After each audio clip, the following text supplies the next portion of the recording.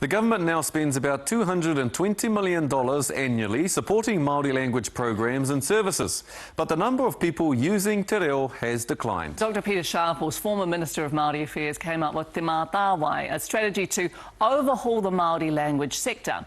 Now, it rests with the Minister of Māori Development, Te Ururoa Flavell, and he says the bill needs tweaking and set up an advisory group to help him review submissions from the Select Committee in order to advance the bill. So let's take a look at how Te Mā Tāwai works.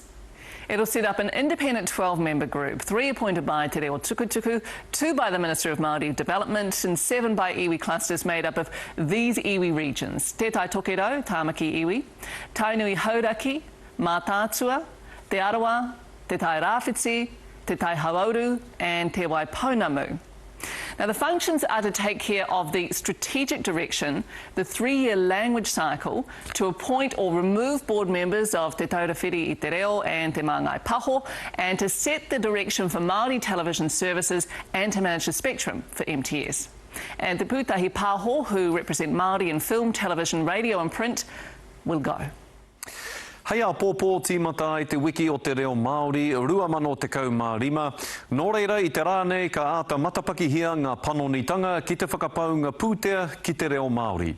Aha kua ngā kaupapa whakaora reo i roto i ngā tau kei te heke haere tonu ngā tatauranga mo te hunga kōrero Māori. He kaiako reo a rāhui papa i ngā wā ōmua, ko ia te upoko o te arataura o Tainui i Naia nei. Kei te tautoko ia i te whakaaro, kia whakahokia te mana o te mahi whakarauora reo ki ngā iwi. Hei tāna, mā reira anake e ora ai te reo ki tua. Engari kāre te tokomaha i te whakae ki tērā, hei tā rātau, nā ngā iwi ke i tatangaro ai te reo.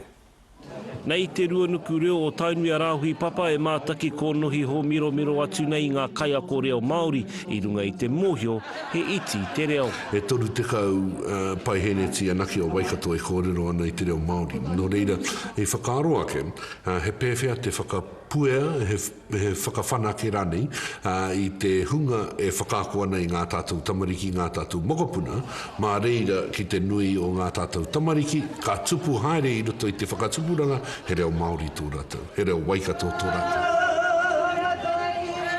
E rere peta ana te reo Māori i roto i ngā hui a te iwi, hei tā Rāhui Papa e tautoko ana te iwi i te pire reo Māori hou e kia nei ko te Mā Tāwai. Ko te te o ngā kaupapa o te Mā Tāwai, ko te whakakaha i ngā reo a takiwā, ka mutu hei poupou kaha mo roto i te whare kōrero Māori. Me he mea e hihiana ki te whakapakari i te whare kōrero Māori, me whakapakari i ngā pūtaketanga iho, arā ko ngā takiwā, ko ngā iwi, ko ngā ahureinga reo, ko ngā hapori reo Māori, ngā tūmomo āhuatanga. Mā ko nā, ka pakari mai ai te tū o te whare kōrero Māori. Ka mutu, ko te whakahoahoa ki ngā whakahaere a te kāwanatanga, kia riro mai ngā mana whakahaere ki roto ki ngā ringaringa o te hunga e whakatina nāna i runga i ngā papawhinu. Engari kei kona anō ngā kai whakahe, ngā kai wero i te Mā Tāwai, o tira i te whakaaro kia riro te mana whakarauora reo i ngā iwi. Kua tai mai a Timoti Kāretū ki te taunaki i te wānanga reo a Hauraki, engari e whakahe ana ia i te Mā Tāwai me tana tuku i te mana o ngā reo ki ngā iwi. He whakaaro no te rātau a ka mau tonu. Nā ngā iwi te rau i mate ai. He ātehu o te whakahoki anō ki ngā iwi. Nā rātau i tuku kia mate a kāti. E me ana rātau kei te kaha mai ngā iwi ki te reo, mena kei te pēnā ai ka whakāiau ki tēnā whakaaro. Engari me whakapau te moni ki te hunga, kei te kitea, kei te rangona, ko rātau, kei te whakapau i o rātau kaha ki tō tātau reo, kia ora tonu ai. I tua atu i tērā, he aha te aha. Ko tākuta koro ngā pō tētehi pou o te iwi e whakapau kaha ana ki te whakarauora i te reo o Hauraki. Nā Timoti Kāretū te panekiretanga i ārahi ki pare Hauraki ki te tautoko i te rua te kautau o te rautaki reo Māori nei.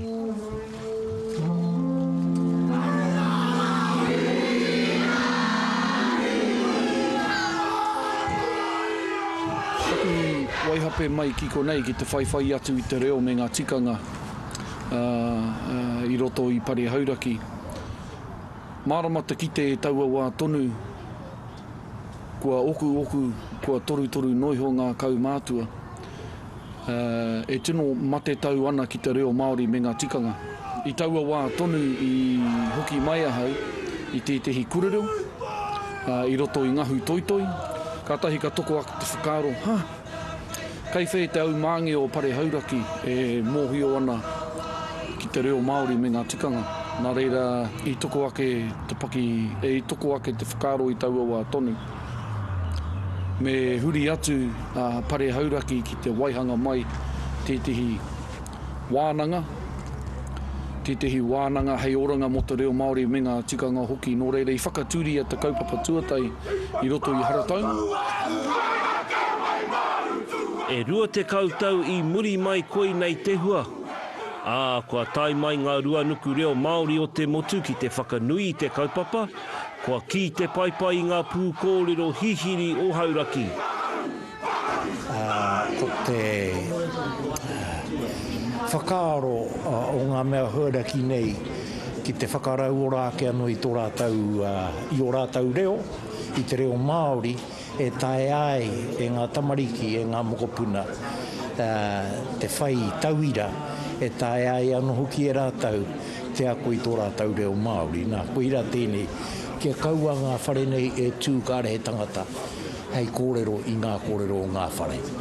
Mā wai e kōrero ngā whakairo, mā wai e kōrero ngā pūpūroto i ngā whare. Koira te tikanga i tae mai ai mātau he tautoko i tana karanga, kia haere mai ki te āwhina i a hauraki. Nā reira he whakaaro rangatira tēnei kia mātau.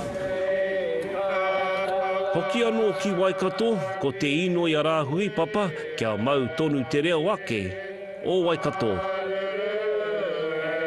Tērā te wā, e mōhio nei koe te tangata whai kōrero i runga, no whea te tangata whai kōrero i runga i te āhuatanga o tana whakatakoto i te reo. Kāore e tae tērā kōrero i nāe nei, i te ranu o ngā whakatauki o te raki, ki ngā kiwaha o te tonga, ko ngā kupu e whakamahi ana o te rāwhiti, e ranu haere ana ki ngā kianga o te uru. Nō reira, ka tū te tangata ko, no whea te tangata nei, i te āhua rereki haere, o te whakaururu haere o ngā kupu takiwa. Ka mutu e whakai ana hau, mā Waikato tainui anō te reo o Waikato tainui hei whakapakari. Ka tū pakari ana, kua tū a Waikato tainui hei pōpōkaha i roto i te whare kōrero Māori. Ki te kaha ngā puhi, ki te kaha ngai tahu, ki te kaha ngā tiprou, ki te kaha Waikato, e whā i rā pōpō. Arā ke atu anō ngā iwi, mā rātu anō tō rātau reo, hei whakakaha, i runga i te āhuatanga, ko ngetehi o ngā kupu e whakamahi ana e Waikato, kaore e rango nā whānuitia puta i te motu. Ka tū ana te tangata o Waikato ki te whai kōrero, ki te ahara, ko mōhio koe no tainui te tangata nei. Ko te whāinga kia waru te kau o rau o ngā uri o Waikato tainui e kōrero Māori ana, hei te tau 2050.